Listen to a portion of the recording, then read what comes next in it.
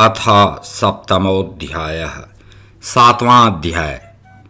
भगवान के लीलावतारों की कथा।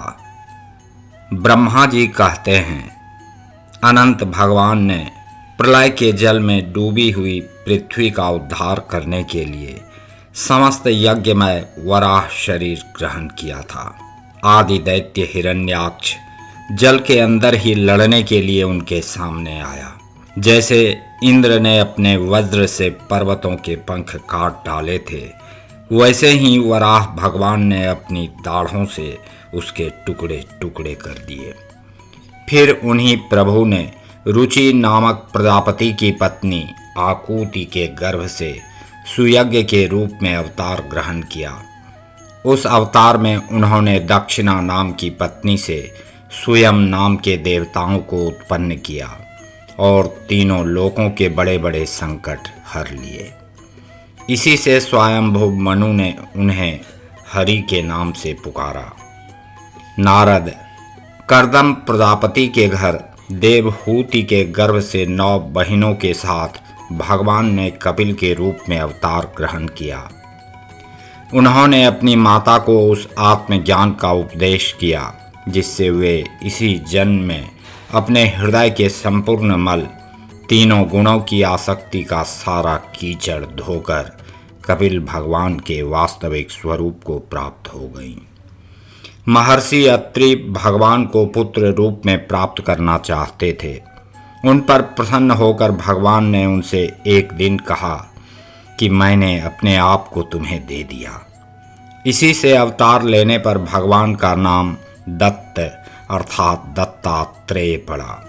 उनके चरण कमलों के पराग से अपने शरीर को पवित्र करके राजा यदु और सहस्रार्जुन आदि ने योग की, भोग और मोक्ष दोनों ही सिद्धियां प्राप्त की।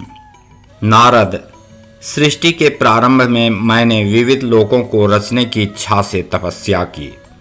मेरे उस अखंड तप से प्रसन्न होकर उन्होंने तप अर्थ वाले सन नाम से युक्त होकर सनक, सनंदन, सनातन और सनत कुमार के रूप में अवतार ग्रहण किया। इस अवतार में उन्होंने प्रलय के कारण पहले कल्प के भूले हुए आत्मज्ञान का ऋषियों के प्रति यथावत उपदेश किया, जिससे उन लोगों ने तत्काल परम तत्व का अपने हृदय में साक्षात्कार कर लिया। धर्म की पत्नी दक्ष कन्या मूर्ति के गर्भ से वे नर नारायण के रूप में प्रकट हुए। उनकी तपस्या का प्रभाव उन्हीं के जैसा है। इंद्र की भेजी हुई काम की सेना अप्सराएं उनके सामने जाते ही अपना स्वभाव खो बैठी। वे अपने हाव भाव से उन आत्मस्वरूप भगवान की तपस्या में विघ्न नहीं डाल सकी। नारद, शंकर आदि महानुभाव अपनी रोष भरी दृष्टि से कामदेव को जला देते हैं, परंतु अपने आप को जलाने वाले असह्य क्रोध को वे नहीं जला पाते। वही क्रोध नर नारायण के निर्मल हृदय में प्रवेश करने के पहले ही डर के मारे कांप जाता है। फिर भला उनके हृदय में काम का प्रवेश तो हो ही कैसे सकता है। अपने पिता राजा उत्तानपाद के पास बैठे हुए 5 वर्ष के बालक ध्रुव को उनकी सौतेली माता सुरुचि ने अपने वचन बाणों से वेध दिया था। इतनी छोटी अवस्था होने पर भी वे उस ग्लानि से तपस्या करने के लिए वन में चले गए। उनकी प्रार्थना से प्रसन्न होकर भगवान प्रकट हुए और उन्होंने ध्रुव को ध्रुव पद का वरदान दिया। आज भी ध्रुव के ऊपर नीचे प्रदक्षिणा करते हुए दिव्य महर्षिगण उनकी स्तुति करते रहते हैं। कुमार्गामी वेनका ऐश्वर्य और पौरुष ब्राह्मणों के हुंकार रूपी वज्र से जलकर भस्म हो गया। वह नरक में गिरने लगा। ऋषियों की प्रार्थना पर भगवान ने उसके शरीर मंथन से पृथु के रूप में अवतार धारण कर उसे नरकों से उबारा और इस प्रकार पुत्र शब्द को चरितार्थ किया। उसी अवतार में पृथ्वी को गाय बनाकर उन्होंने उससे जगत के लिए समस्त औषधियों का दोहन किया। राजा नाभि की पत्नी सुदेवी के गर्भ से भगवान ने ऋषभ देव के रूप में जन्म लिया। इस अवतार में समस्त आसक्तियों से रहित रहकर अपनी इंद्रियों और मन को अत्यंत शांत करके एवं अपने स्वरूप में स्थित होकर समदर्शी के रूप में उन्होंने जड़ों की भांति योगचर्या का आचरण किया। इस स्थिति को महर्षि लोग परमहंस पद अथवा अवधूत चर्या कहते हैं। इसके बाद स्वयं उन्हीं यज्ञ पुरुष ने मेरे यज्ञ में स्वर्ण के समान कांति वाले हयग्रीव के रूप में अवतार ग्रहण किया। भगवान का वह विग्रह वेदमय, यज्ञमय और सर्वदेवमय है। उन्हीं की नासिका से श्वास के रूप में वेद वाणी प्रकट हुई। चाक्षुष मनवंतर के अंत में भावी मनु सत्यव्रत ने मत्स्य रूप में भगवान को प्राप्त किया था। उस समय पृथ्वी रूप नौका के आश्रय होने के कारण वे ही समस्त जीवों के आश्रय बने। प्रलय के उस भयंकर जल में मेरे मुख से गिरे हुए वेदों को लेकर वे उसी में विहार करते रहे। जब मुख्य मुख्य देवता और दानव अमृत की प्राप्ति के लिए क्षीर सागर को मथ रहे थे, तब भगवान ने कच्छप के रूप में अपनी पीठ पर मंदराचल धारण किया। उस समय पर्वत के घूमने के कारण उसकी रगड़ से उनकी पीठ की खुजलाहट थोड़ी मिट गई, जिससे वे कुछ क्षणों तक सुख की नींद सो सके। देवताओं का महान भय मिटाने के लिए उन्होंने नृसिंह का रूप धारण किया। फड़कती हुई भौहों और तीखी दाढ़ों से उनका मुख बड़ा भयावना लगता था। हिरण्यकशिपु उन्हें देखते ही हाथ में गदा लेकर उन पर टूट पड़ा। इस पर भगवान नृसिंह ने दूर से ही उसे पकड़कर अपनी जांघों पर डाल लिया और उसके छटपटाते रहने पर भी अपने नखों से उसका पेट फाड़ डाला। बड़े भारी सरोवर में महाबली ग्राह ने गजेंद्र का पैर पकड़ लिया। जब बहुत थक कर वह घबरा गया, तब उसने अपनी सूंड में कमल लेकर भगवान को पुकारा, हे आदि पुरुष, हे समस्त लोकों के स्वामी, हे श्रवण मात्र से कल्याण करने वाले। उसकी पुकार सुनकर अनंत शक्ति भगवान चक्रपाणि गरुड़ की पीठ पर चढ़कर वहां आए और अपने चक्र से उन्होंने ग्राह का मस्तक उखाड़ डाला। इस प्रकार कृपा परवश भगवान ने अपने शरणागत गजेंद्र की सूंड पकड़कर उस विपत्ति से उसका उद्धार किया। भगवान वामन अदिति के पुत्रों में सबसे छोटे थे, परंतु गुणों की दृष्टि से वे सबसे बड़े थे, क्योंकि यज्ञ पुरुष भगवान ने इस अवतार में बलि के संकल्प छोड़ते ही संपूर्ण लोकों को अपने चरणों से ही नाप लिया था। वामन बनकर उन्होंने 3 पग पृथ्वी के बहाने बलि से सारी पृथ्वी ले तो ली, परंतु इससे यह बात सिद्ध कर दी कि सन्मार्ग पर चलने वाले पुरुषों को याचना के सिवा और किसी उपाय से समर्थ पुरुष भी अपने स्थान से नहीं हटा सकते, ऐश्वर्य से च्युत नहीं कर सकते। दैत्यराज बलि ने अपने सिर पर स्वयं वामन भगवान का चरणामृत धारण किया था। ऐसी स्थिति में उन्हें जो देवताओं के राजा इंद्र की पदवी मिली, इसमें कोई बलि का पुरुषार्थ नहीं था। अपने गुरु शुक्राचार्य के मना करने पर भी वे अपनी प्रतिज्ञा के विपरीत कुछ भी करने को तैयार नहीं हुए, और तो क्या, भगवान का तीसरा पग पूरा करने के लिए उनके चरणों में सिर रखकर उन्होंने अपने आप को भी समर्पित कर दिया। नारद, तुम्हारे अत्यंत प्रेम भाव से परम प्रसन्न होकर हंस के रूप में भगवान ने तुम्हें योग, ज्ञान और आत्म तत्व को प्रकाशित करने वाले भागवत धर्म का उपदेश किया।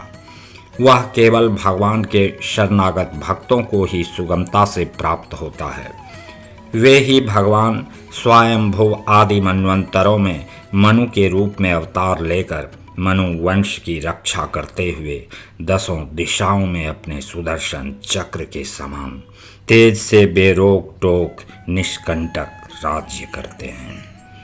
तीनों लोकों के ऊपर सत्यलोक तक उनके चरित्रों की कमनीय कीर्ति फैल जाती है और उसी रूप में वे समय समय पर पृथ्वी के भारभूत दुष्ट राजाओं का दमन भी करते रहते हैं। स्वनाम धन्य भगवान धन्वंतरी अपने नाम से ही बड़े बड़े रोगियों के रोग तत्काल नष्ट कर देते हैं। उन्होंने अमृत पिलाकर देवताओं को अमर कर दिया और दैत्यों के द्वारा हरण किए हुए उनके यज्ञ भाग उन्हें फिर से दिला दिए। उन्होंने ही अवतार लेकर संसार में आयुर्वेद का प्रवर्तन किया।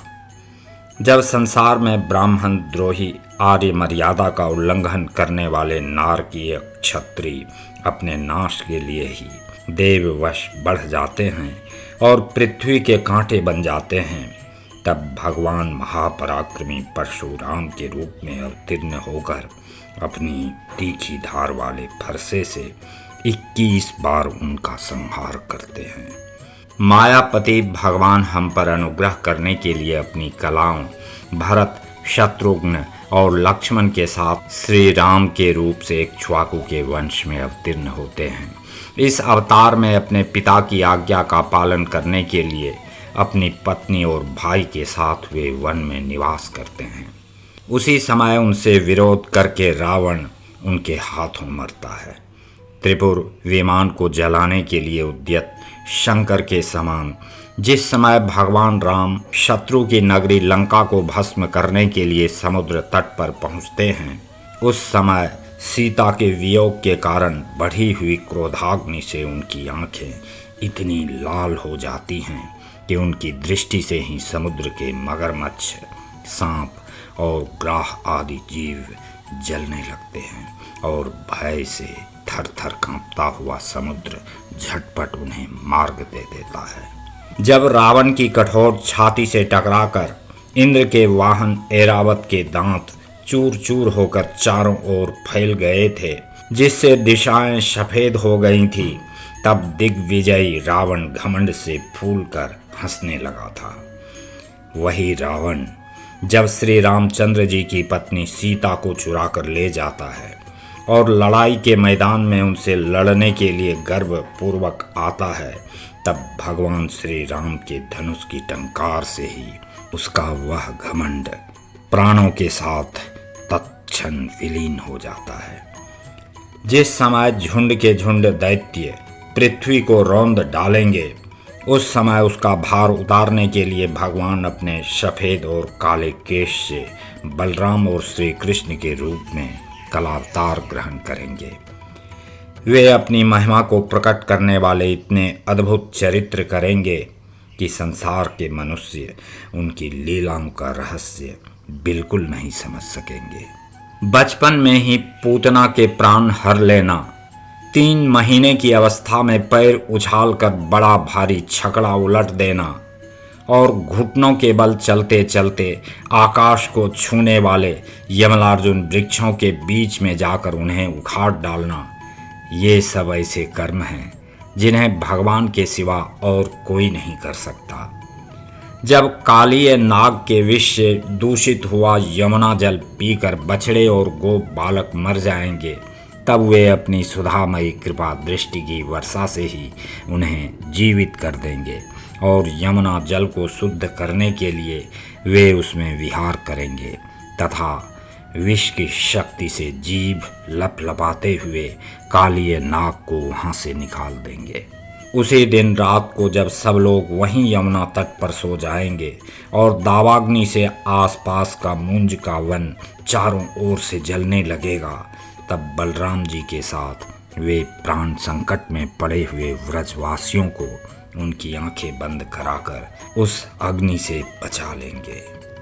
उनकी यह लीला भी अलौकिक ही होगी। उनकी शक्ति वास्तव में अचिंत्य है। उनकी माता उन्हें बांधने के लिए जो जो रस्सी लाएंगी, वही उनके उदर में पूरी नहीं पड़ेगी, 2 अंगुल छोटी ही रह जाएगी तथा जम्भाई लेते समय श्री कृष्ण के मुख में 14 भुवन देखकर पहले तो यशोदा भयभीत हो जाएंगी, परंतु फिर वे संभल जाएंगी। वे नंद बाबा को अजगर के भय से और वरुण के पास से छुड़ाएंगे। मैं दानव का पुत्र व्योमासुर जब गोप बालों को पहाड़ की गुफाओं में बंद कर देगा, तब वे उन्हें भी वहां से बचा लाएंगे।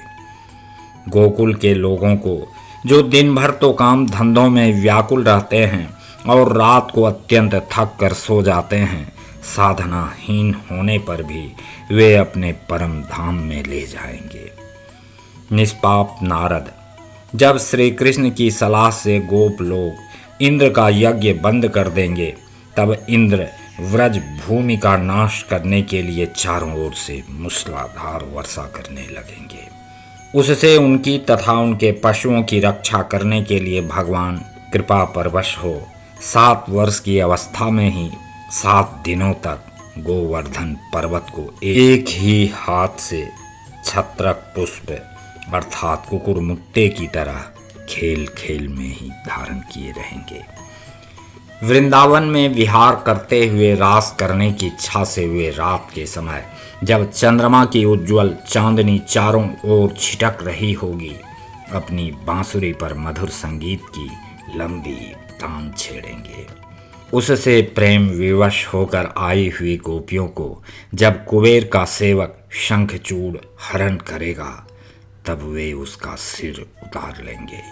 और भी बहुत से प्रलंबासुर, धेनुकासुर, बकासुर, केशी, अरिष्टासुर आदि दैत्य, चानूर आदि पहलवान, कुबलया पीढ़ हाथी, कंस, काल यवन, भौमासुर, मिथ्या वासुदेव, शाल्व, द्विविध वानर, बल्वल, दंतवक्त्र, राजा नग्नजीत के 7 बैल, शंबरासुर, विदुरथ और रुक्मी आदि तथा काम्बोज, मत्स्य, कुरु, केकय और सृंजय आदि देशों के राजा लोग एवं जो भी योद्धा धनुष धारण करके युद्ध के मैदान में सामने आएंगे, वे सब बलराम, भीमसेन और अर्जुन आदि नामों की आड़ में स्वयं भगवान के द्वारा मारे जाकर उन्हीं के धाम में चले जाएंगे। समय के फेर से लोगों की समझ कम हो जाती है, आयु भी कम होने लगती है। उस समय जब भगवान देखते हैं कि अब ये लोग मेरे तत्व को बतलाने वाली वेद वाणी को समझने में असमर्थ होते जा रहे हैं, तब प्रत्येक कल्प में सत्यवती के गर्भ से व्यास के रूप में प्रकट होकर वे वेद रूपी वृक्ष का विभिन्न शाखाओं के रूप में विभाजन कर देते हैं। देवताओं के शत्रु दैत्य लोग भी वेद मार्ग का सहारा लेकर माय दानव के बनाए हुए अदृश्य वेग वाले नगरों में रहकर लोगों का सत्यानाश करने लगेंगे। तब भगवान लोगों की बुद्धि में मोह और अत्यंत लोभ उत्पन्न करने वाला वेश धारण करके बुद्ध के रूप में बहुत से उपधर्मों का उपदेश करेंगे।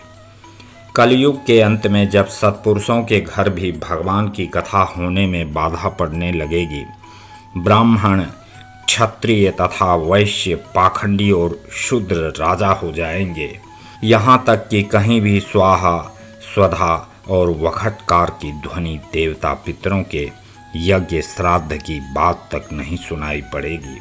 तब कलयुग का शासन करने के लिए भगवान कल की अवतार ग्रहण करेंगे।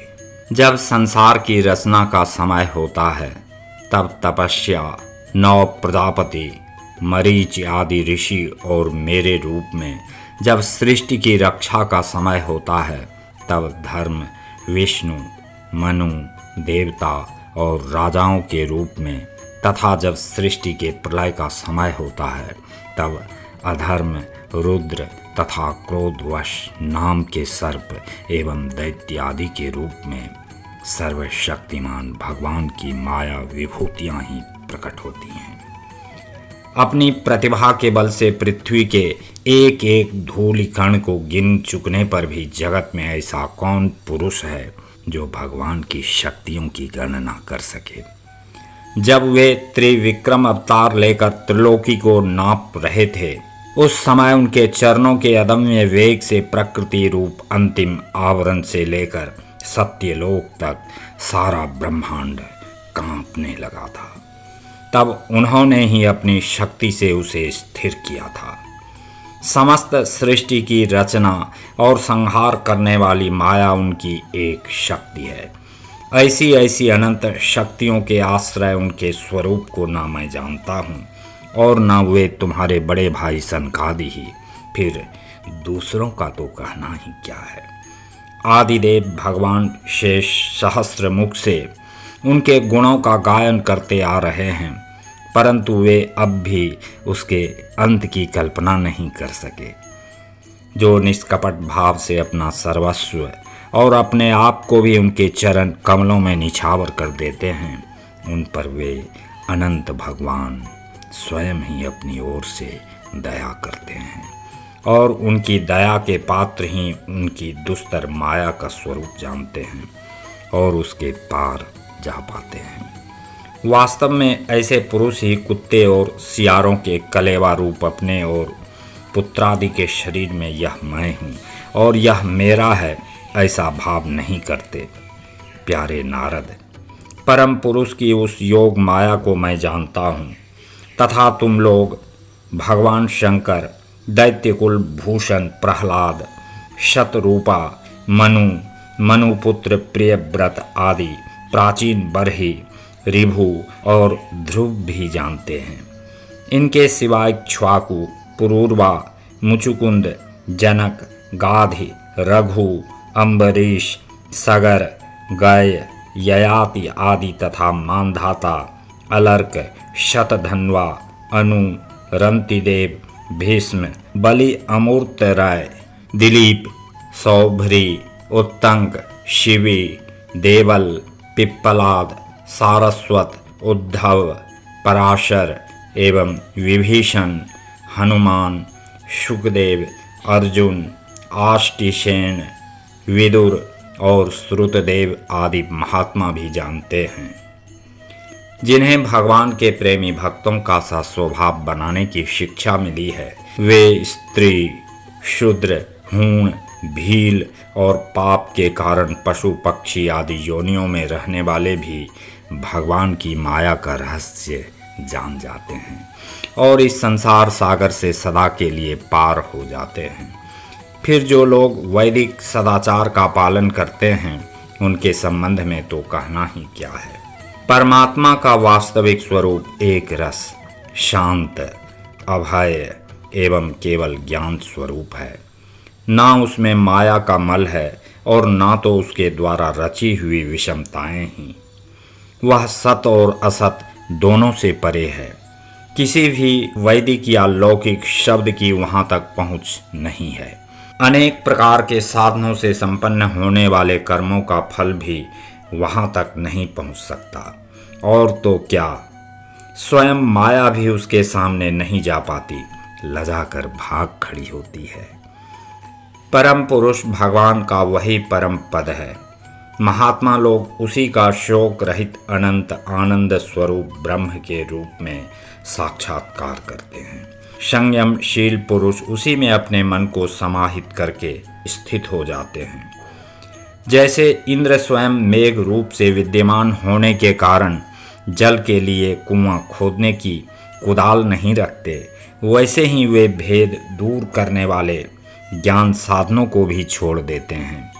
समस्त कर्मों के फल भी भगवान ही देते हैं, क्योंकि मनुष्य अपने स्वभाव के अनुसार जो शुभ कर्म करता है वह सब उन्हीं की प्रेरणा से होता है। इस शरीर में रहने वाले पंचभूतों के अलग अलग हो जाने पर जब यह शरीर नष्ट हो जाता है, तब भी इसमें रहने वाला अजन्मा पुरुष आकाश के समान नष्ट नहीं होता।